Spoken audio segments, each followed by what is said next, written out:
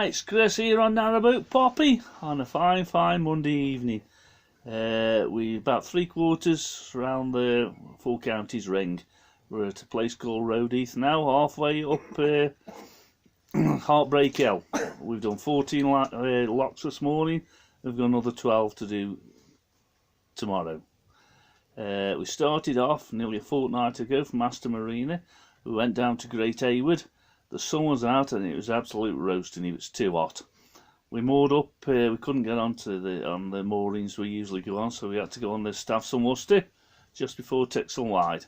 We moored up there, got a spot, and it was a really hot night. I think we slept with the back hatch open. It was that hot. Then we got up the next morning and headed to over Tixall Wide, lovely area that is. And wound our way around to Radford Bank, which is there's no boats at all at Radford Bank, which is very strange. We didn't see many boats at all. Then on past Stafford Boat Club, then we hit the next lock, and Jane took it through. We went up and she opened the gate, and Jane says it won't move. We couldn't get out anyway. The water level was that low. We got grounded when we got out the lock. Anyway, the RCT man was there. He was cleaning out the vents, and he says, I think somebody's left the paddles open and all the water's drained out. There isn't enough water, and it did look low. So physically pulled Poppy back into the mooring, and we stopped there, and the RCT man went off. 1 hour, 2 hour, 3 hour, 4 hour went, and we decided to ring the RCT. Anyway, they didn't seem to know anything about it. Anyway, this bloke ran me back and says, we do know about it. It's a 1.8 mile stretch to the next lock, and someone's left the gates open and the level's gone down. We'll sort it. Anyway, so we couldn't stop in the lock all night, so we had to drop the lock with Poppy in it and pull it back, and the bloke to help us, we moored up and went to bed as normal. And the next morning I went up and have a look, and the water had gone up, so we went up the lock and chugged through, no problems. Like I say, it's 1.8 miles to the next lock. It's a fair section. Then we moored up at, went through a couple more locks, and we moored up at Penkridge, just before the boat end. It's nice there. We had a walk into the town, still red hot. It was a bit overwhelming, and we had the two dogs, Molly and Cookie, as well. They were panting. So we sat out on the deck chair and soaked up the sun. I went to bed. Then the next morning, we got up and we went through the locks. Well, we emptied the toilet and not pump out the water, fill up the water. The station is just past the lock, so you just moor in. No problems there. Then off we went up through to Gailey, through Gailey Lock. Then it's about a 2 hour trek to a place called Coven. There's a pub there at the tavern.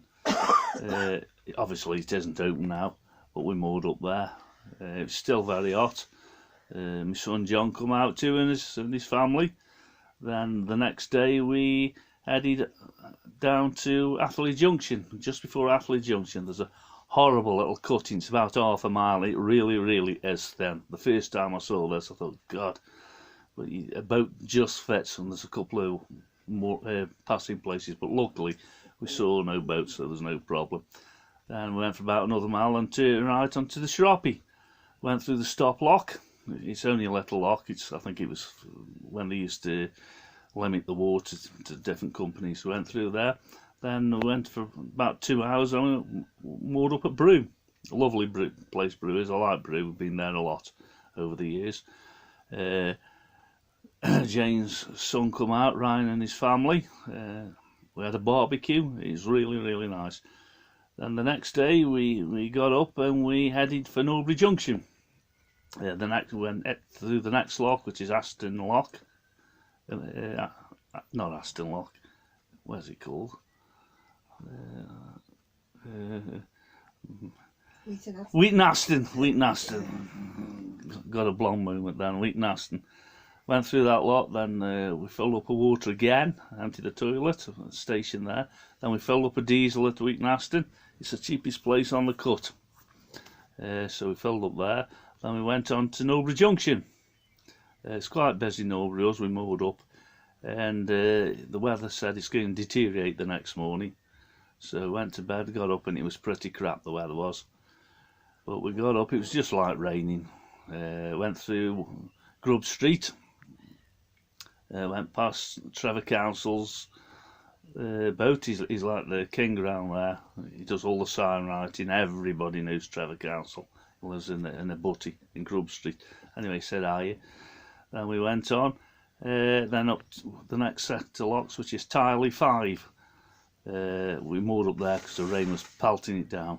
Then we went down Tiley locks. We had problems with 2 of the locks. We couldn't shut one of the gates, and one of the paddles was knackered. It kept filling. Anyway, eventually, after about an hour and a half, we got through. Then we headed to Market Drayton. We moored up there opposite my old moorings. Very nice. We had a walk into Market Drayton. The weather wasn't too good. Went to bed. Then the next morning we went up to, we got a load of locks to do. We went up to Adderley.